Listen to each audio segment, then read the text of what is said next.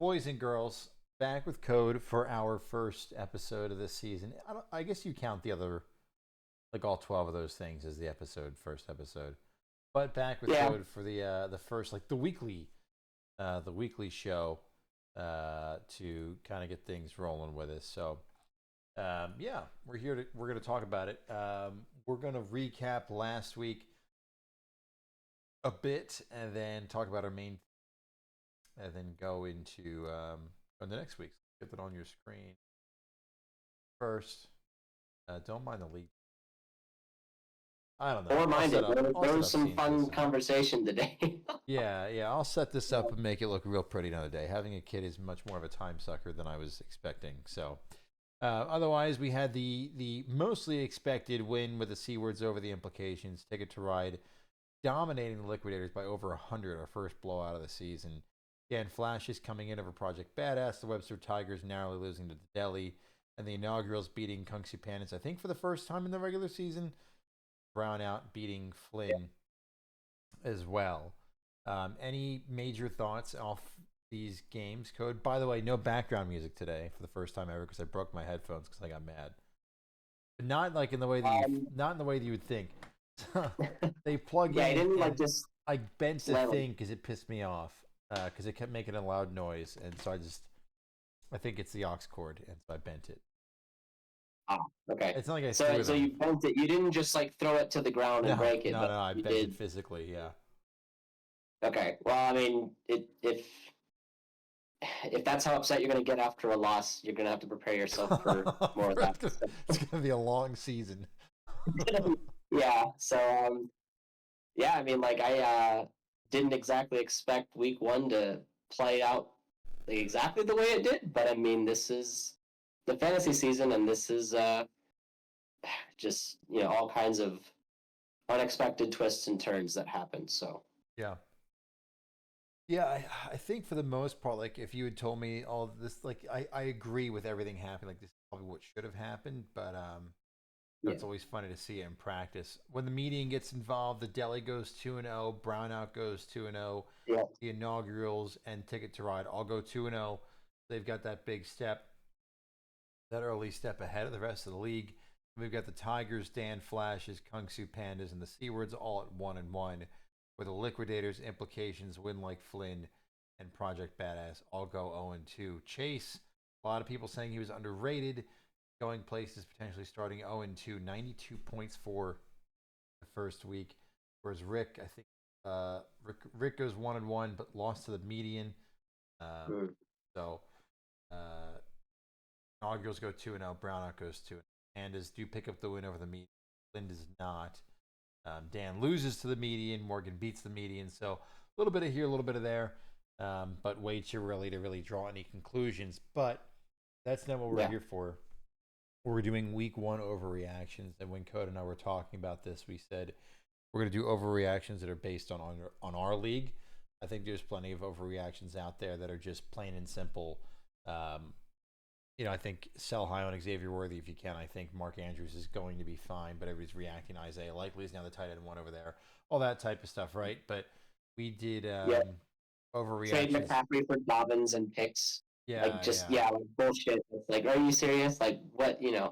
Yeah, And so we went a different approach per se. We went for how do these things impact the league. So we both got 6 teams, and we're overreacting to those teams and what we think will happen. Shout out Code for doing the hard work because I came up with a list of 7 and then said, let's do it this way. And so he took the 5 that I didn't, and then I took one off the list. So I took the low hanging fruit, I guess, and Code have to go after his decisions.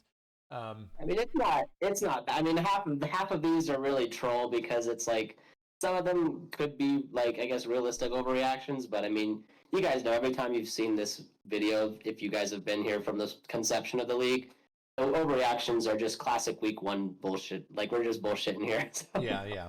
It's the theme of the episode. We've got all the themes, and I'm a little lazy. It's the same theme every year.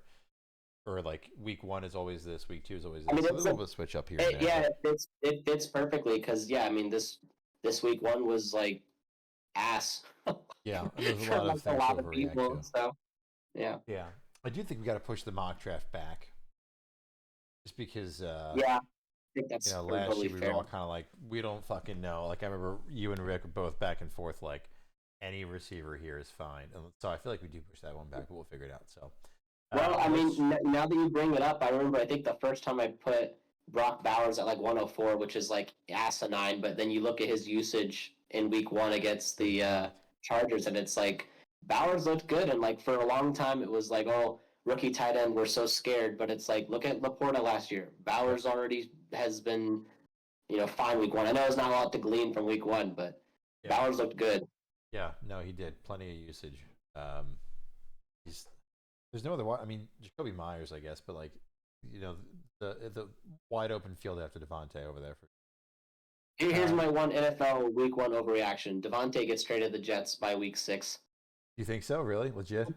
I I kind of wish it happens just because I just like I don't know. I mean, I've always been the Jacoby Myers fanboy and like Jacoby Myers truther.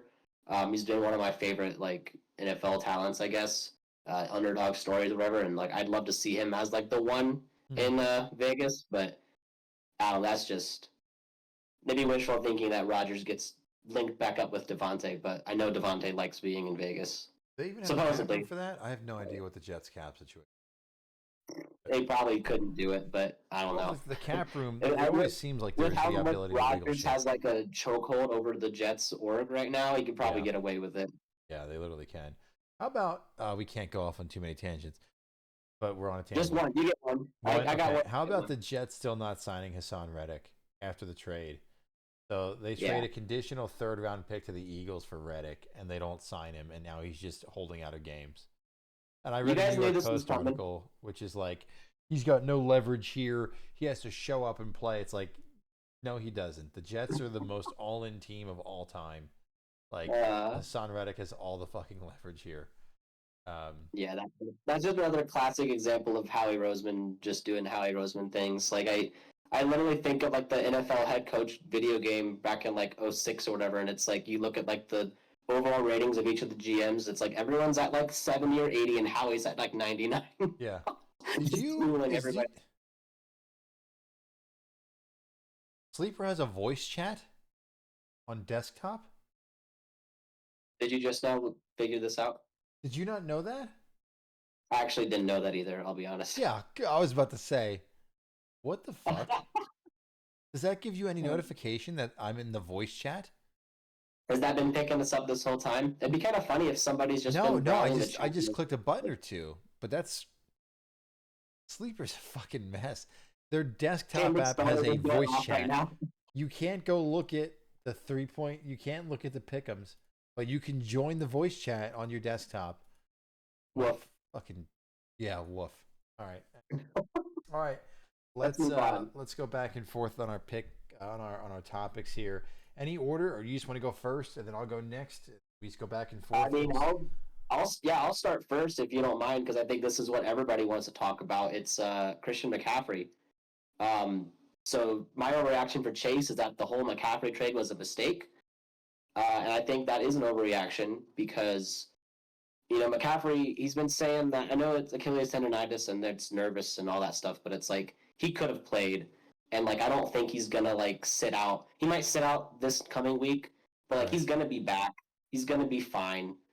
Like I can't really buy into the whole like oh they're gonna sit him on IR and then have him wait like 6 weeks to play again because I know the 49ers steamrolled the Jets, but McCaffrey's their best player. It's like unless like maybe Fred Warner on defense or Trent Williams on offense, it's like McCaffrey and Right. um, for Chase, week one, I know week one was a disappointment, but I don't think that whole trade was a mistake. The Bengals typically start slow as well, so like, I know there's concern about Burrow. It's like Burrow's going to be fine. I mean, Burrow started slow last year, dealing with injuries, and like by week four, he's putting up like 30 points a game. So I don't think Chase needs to push the panic button or anything yet. It was just a tough week. Yeah. So that trades on your screen now. McCaffrey and Burrow for 2 firsts, second, and Schultz. And I believe this one. It isn't saying it, but I'm pretty sure the 1 first is mine. I think we had to iron that out later. But it Yeah, was my no, it first, was which is definitely yours.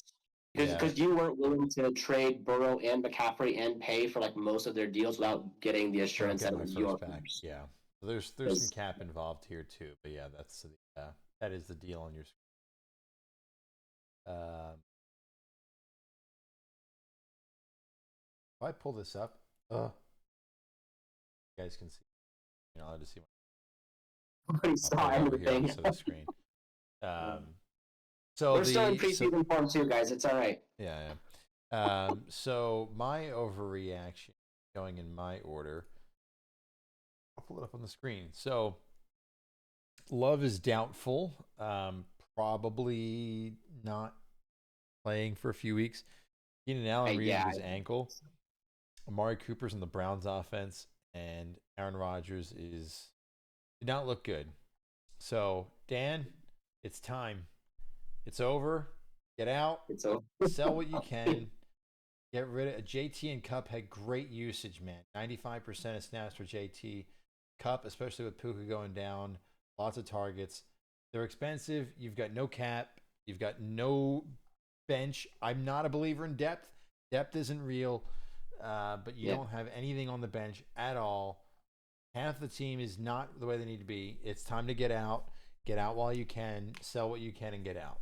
That is my week one overreaction for Dan. What are your Yeah, thoughts? I mean, like Cooper Cup is probably going to be a wide receiver one for the next like. I mean, I wouldn't be surprised if he finishes like wide receiver 5 or higher I agree. at this point because like he's going to get like just force fed. Yeah. But I mean, yeah, Ferguson got hurt too. that contract is tough, and it's like I hear you with the sell and gain assets back for your future, but I don't really know who's buying right now. Might have to wait a couple of weeks, but I mean, yeah, like I guess. But there's I people guess who are I mean, the popular. I'll worry about next year. It hits you quick, but there are still people in that camp that if Dan offered to negotiate and said I'll pay for this much of Cup or this much of JT and give me a first, like I think there are people, especially as injuries happen, that would do it. I think he has his first and his third, is what this is showing. But man, I feel like there's gonna be things for the taking out there for a high quality player like that. And I just half his starting rosters hurt or banged up. Again, Love, Keenan, Cooper, Ferguson, and Rodgers is 40 years old.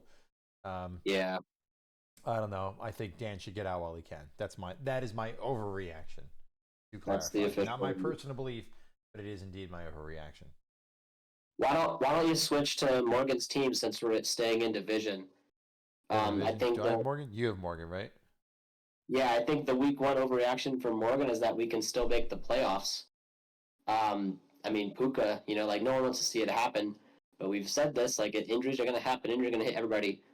But Puka out like 4 weeks, like that's really tough, especially when like, I mean, I'm the guy that's like, why don't we get Devontae Adams 12 targets a game? But I don't think the Raiders are going to play like that, and that's going to hurt his fantasy production. So you take Puka out the mix, declining Devontae Adams. I know he's happy with his QB situation, but you can only start 2. I just don't know if there's enough firepower on the offense or on the lineup now to be able to make the playoffs, and that's just an overreaction. So your overreaction is they don't make the playoffs, or they do make the playoffs? I think his overreaction is him thinking that they can still make the playoffs. Ah, well, you believe that they cannot. So yeah, exactly.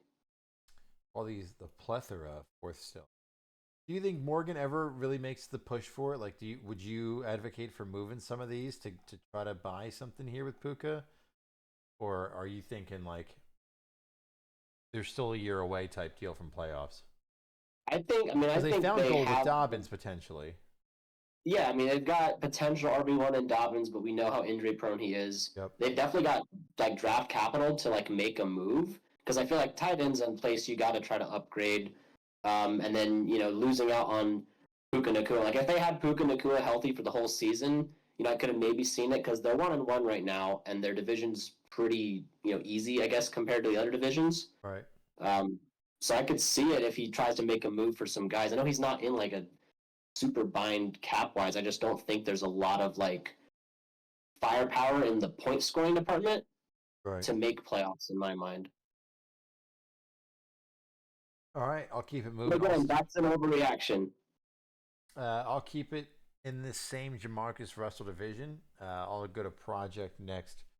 Um, and so the overreaction for Project is we knew that it was bad, but it's worse than we thought. That's what. So a combined from my notes 32 and a half points from 8 different players. That's scary. Odunze got hurt, obviously, and one of those is Higgins, who was out at the last second, and he didn't switch him out in time. Tua and Connor were the only ones that did anything for you. So Tua's on a 1 year. Connor's on that really expensive, shitty 2 year that nobody wants to buy. It seems like after he was on the block, there's nothing else here. Jordan Mason could be found gold, Yeah. but I mean he got his first back, so I don't think that Project cares necessarily. He kind of knows this was a non-existent year for him. But again, that's my overreaction. We knew it was bad, didn't think it was this bad. I think that Project's team is 103. I there's a chance they're 104. I don't think so, but there's a chance. Yeah. Like if any, so we all I think agree that the implications are 104. If anybody else is 104, there's a chance it's Project Badass. But we didn't. I didn't think it was this bad. That's my overreaction. Is holy shit, it's bad. Yeah, just devoid of like points. you know, Yeah. like has some like interesting pieces for like the future. But yeah, I mean, I know he's already been trying to get off of the James Conner contract, but I don't know if anybody's willing to like eat it, Yeah, not that much, or even right? offer like a pick because like picks are super valuable right now because only like 3 teams own picks, you know. So I Yeah. mean, Yeah. the market just is the market. It is indeed. All right, you're up. Or should I finish out the So from division? What mine, do you think? well, actually, yeah. Why don't you finish out the division since we're Okay. here? So I had Allen as well. So here's my overreaction on Allen. So if you look at points for Allen, 147.52, which means he outscored 3 teams in the division of death. 3 of them. Oh, I know one's spicy. been like Flynn, but he outscored the inaugurals. He outscored the Pandas. If he had put Likely in, had we known that Andrews is still a little banged up, had he put Likely in, he outscores them all. Allen's team is legit this year. It's not this fake thing. It's the real deal. He's going to contend with the big boys this year. Probably wins a playoff game. I mean, I like it because I know in the preseason recording, I came in saying his team's underrated. It was just the uncertainty around Lamb and Herbert and you know just his depth. But I mean, you're not the depth guy, and I don't blame you because points are what matter. You know, Yep. so I mean, he's definitely got guys that can put up points. The thing to worry about is the Ken Walker oblique injury.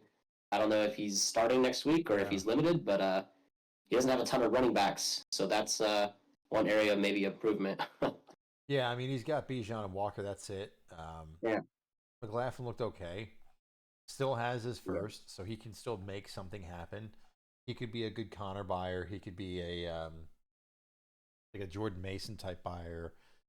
There's still options for them, but right now, I think you can see the clarified role for Walker and for Bijan. So yeah, the injury is scary, but they're clear workhorses when workhorses don't exist right now. I think. Right. So there's my reaction for Allen. All right, let's go to the Achilles Smith. We'll save the DoD for best for last because that's what everybody wants. Yep. We'll pull up Rick's team, and I think the overreaction for Rick is like, man, I didn't do enough in the off season.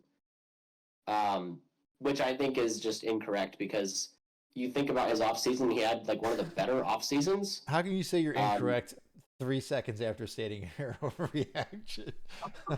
Yeah, it's just, I mean, this is like this team build. You know, it's like Henry's not going to be around for long. Mike Evans isn't going to be around for much longer, but he did what he could, and I really do think the more I think about it, his goal is to like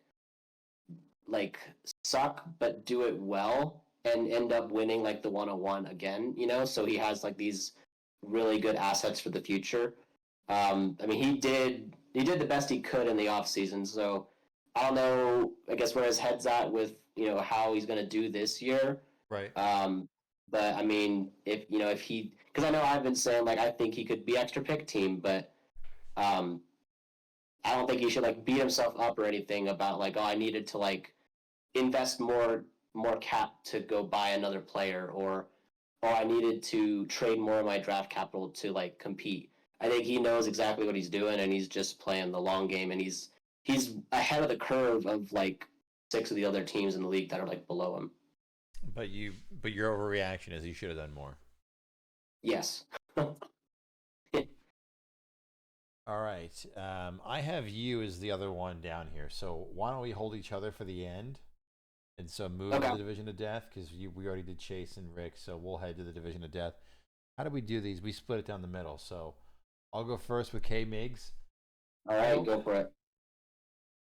This is probably my least overreaction. Yeah. To be fair. Time to cut Deshaun Watson, man. Rip that band-aid off. Get that dude out of there. What is it? 150 something? 151 this year. 200. Yeah. High hundreds or low 200s, and then 252 in year 3. It's time, man. We saw how it went. It did not go good. Cut him. Like it's over. Like don't even try to trade him. Just cut it. He's only going to get more expensive. You've got some cap space now. You've still got cap space next year. You've got cap space. You have to cut him. Be done with it. I know he's the Browns quarterback. It's time. That's my overreaction. And he's actually negative in cap next year, but cutting Watson would like half that amount. So he'd almost like he could like cut Watson and like realistically not have to do a ton of work to be back in cap compliance for next year. And it's cheaper to do it now than it would be later because it would cost him 33% now. So if he so it would cost him 50% here, 33% there, so $50. The discount period or whatever. No, it still would be still be cheaper for him to cut him today. But then he's only negative $64 if he cuts him today. Right, which is that's much Super easier of a hike. You trade Hawkinson, you know what I mean? Like you trade Hawkinson for pennies and you're in compliance. You still have your core. But that's what I do. I do think it's time. He's got Mahomes, he's got Goff, he's got Knicks. Have your QB3. Knicks looked fine. He didn't look good. He looked fine. Get rid of this miserable contract. Time for him to go. That's my brown out overreaction. Let's go down to Unicorn for his overreaction.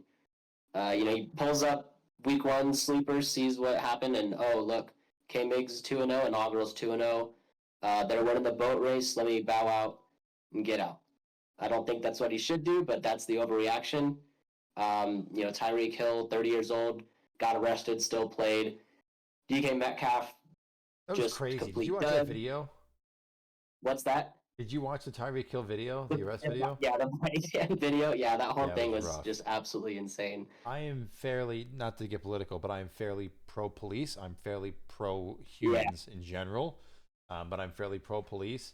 That was fucking not one of the worst I've seen because there are some really bad ones out there, but that one dude was a complete prick.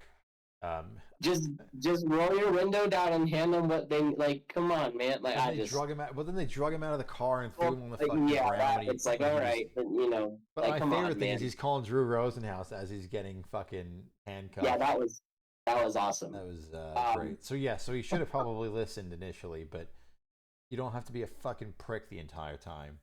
That cop was a fucking prick the entire time. He admitted that he could have handled the situation better. Yeah, but it was fucking miserable. But not exactly what we're talking about. We're talking about Olave dud, Metcalf dud. Kamara did Kamara things, but do we really think he's going to keep it up longer? And Dak Prescott, like they didn't really, I guess, have to just boat race the Browns either. And you look at like the depth on the bench, not like a ton of like depth. Just Shaheed, really. Shaheed. But then again, you don't really necessarily need depth. But I think the overreaction here is that, realizing that K-Migs and Cam are just going to win the boat race and get out. I think that's an overreaction because this is just week one. Metcalf will get better. Olave will get better. He's still got good running backs. Lamar Jackson's just a cheat code. Like I think he could do nothing with his roster this year and probably still make playoffs and probably be fine just because Lamar Jackson's going to have like these ridiculous types of games constantly. Yeah. The overreaction is that he's falling behind in the division of death and he needs to get out, but Coz doesn't really think that. That's just the reaction that I went with. Moving on to Flynn for me before we get back to the inaugurals with you. Flynn, Darnold, fucking sleep. Darnold, Levis, Carr, Jones, Young. None of them are going to be relevant in 2 years. Keep drafting quarterbacks. You took 5 shots hoping for something. I will not be fooled by Derek Carr again. I don't think any of these guys are playing or starting. Young maybe because he's 101. Some team will think he can fix them. But yeah, I don't think any of these guys are going to be fantasy relevant or NFL relevant as Flynn starts to turn the corner here. I don't know what he should do. That's my overreaction is all 5 of these guys suck. Saints played the Carolina Panthers. If they played any other team, it might not look like this. I don't have a solution. I just feel bad. Yeah, I mean the Bryce Young stuff is like yikes. Because everyone's like, oh, Dave Canales is the QB whisperer. No, it's just 1 week, but yeah, if Bryce Young doesn't pan out, yeah, he's looking at his QB room of just death in the future. Yeah. And I have Bryce in a few places. I bought him cheap thinking it can't be that bad, and man, and it was that bad. It was that bad. I got to go back and watch the all 22 film, but yeah, it was tough. What I want to look at. So, all right, your last overreaction for the Leaf division before we get to make fun of each other or praise each other. Who knows? Yeah, the last team, the inaugurals. This is like probably the most troll overreaction, but it's that Ramondre is an RB1 in fantasy this year. I think he's good, but I don't think the Patriots are going to be upsetting the Bengals every week. So, I looked at Cam's roster and I was just like thinking like, what's an overreaction really for this team? Because like, you look at the receivers, like Jefferson's going to be fine, Chase is going to be fine, Tank Dell's going to be fine. Like, I guess the overreaction would be like, we're going to the Super Bowl, boys, after going 2-0. Okay, but I don't even really think that's that much of an overreaction because he could totally be in the championship this year with this team. Like, I don't know. I guess my overreaction for Cam is that, like I said, Ramondre is an RB1 on fantasy this year, and that he's gonna like win the league because I would just like, I don't know. I mean, beating Unicorn, I guess, is a exhilarating feeling, I suppose, when he hasn't done that yet. So it's only natural to be like, oh, I'm great, but you know, this one was like the toughest one for me, I think. Yeah. And like I said, you got the short end of the stick, so I appreciate it because I came up with mine and then you got the leftover. So last one I have. So back to the Achilles Smith division. Let's talk about code. I want to talk about those 196.6 points you scored. And my overreaction is it's a lock. The number 2 seed might as well be a lock, and a playoff run is a lock. There was a lot of questions on the C words being a dark horse here, the Liquidators being a potential winner of the division, and number 2, the voting was very ambiguous. My week 1 overreaction is there is no more competition. This is the ticket to ride will win the division and make a playoff run yet again. That is my and the number 2 seed is yours. So that is my overreaction. I'm getting butterflies right now because I've never really gotten to you in the last many flowers. So. That's awesome. I mean, the thing is with my overreaction for your team implications is that you're a fucking genius because you traded away McCaffrey, traded away Burrow, got out of those contracts. Like obviously, like this year sucks ass, as you know, and that's Yes. not an overreaction. That's just going to be like that. But I mean, you traded away McCaffrey thinking that like, okay, this is gonna suck, but then you realize now that oh, there's Achilles tendonitis, and then you see Burrow's like just not really Bengals himself. doing Bengals things. Yeah, and you're just like, I guarantee you, when you were making those trades back then, you didn't think they'd play out the way they played Nope. out. So it's like now you're like kind of sitting there like, oh, I might have actually made a smart move here. Like, Yeah. so, and now you're on that trajectory of like accumulating picks and assets, and will probably have a pretty good 2026 because you'll have cap, you'll have picks, you'll be able to buy Mahomes back from K-Migs, and Can't everything wait. will be happy. Can't wait till So K Migs RFAs him and I bid $300 and he's like, yeah, never mind. $400 or Yeah. anything. So, oh man, people are gonna hate this because it turned into a love fest at the end, but that's awesome. Fuck you, coach. Well, Oh, let's get a jeez. little bit of hate in there before we wrap this thing up. Let's look at what we've got matchup wise for week 2. So redemption time for the Liquidators as they go against Pick'ems. the Implications. Two teams that pick up a win in week 1 in the Achilles Smith division meet with Ticket to Ride in the C words there. And then we flip over to the Jamarcus Russell division. We've got the Tigers against Dan Flash's, Project against Justin's Deli. So a really good chance for the Deli to come out of these first 2 weeks at 4-0. They should. Really good Yeah, chance for Dan or the Tigers to kind of put themselves back in that second place spot before we see Dan and the Deli play in the next week. And then we've got another heavyweight matchup here in the division of death. Brownout against the Pandas, the Inaugurals against Flynn. This could turn into another. If Brownout can pick up the win against the Pandas, and again, two heavyweights that are possibly 4-0 going head to head with the Inaugurals and Brownout. But time will tell, obviously, as we get towards these games. As we look at the division standings currently, the Deli would if the season ended today type deal. It's a little early, but the Deli, Brownout, and Ticket to Ride would all be in the playoffs at their number 1 seeds for their divisions, 1, 2, and 3. We would also then have the Inaugurals there, and then I think it would also be Tigers and the C words would be the 6th seed if the mm, division. Actually, no, excuse me. The Tigers yeah, and the Pandas, those would be the teams in the playoffs. So if this day doesn't really make sense to talk about that after week 1, but it will start to make more sense as we go, obviously throughout this season. But any thoughts on these games? What's the game you're watching most week? I feel it sucks, but like it's got to be Brownout versus the Panthers, right? yeah. That's, I mean, well, the one I'm gonna watch is the one versus Rick because I don't ever really want to count Rick's team out because he upset me last year. And I mean, I'm gonna pick myself, of course, but that'd be a fun one to see if it went 1-1 both ways. Well, with 4 teams 2-0, and with 4 teams 0-2, a lot of different things can happen. We'll see whenever the first win's picked up. Again, it's going to be interesting. The season plays out. The last, I mean, final thoughts is always the last question I have for you, but a fun, a fun, a brain teaser, right? But I guess the question I have for you is, what do you think is more likely a team to? So we've got the Delhi, Brownout inaugurals and Ticket to Ride at 2-0. Um, Yeah. who's the last team standing with no wins or no losses in their name? Do you think? Oh. I mean, that's interesting. Probably depend on the matchups. I'm not going to be surprised if I 2-0 again.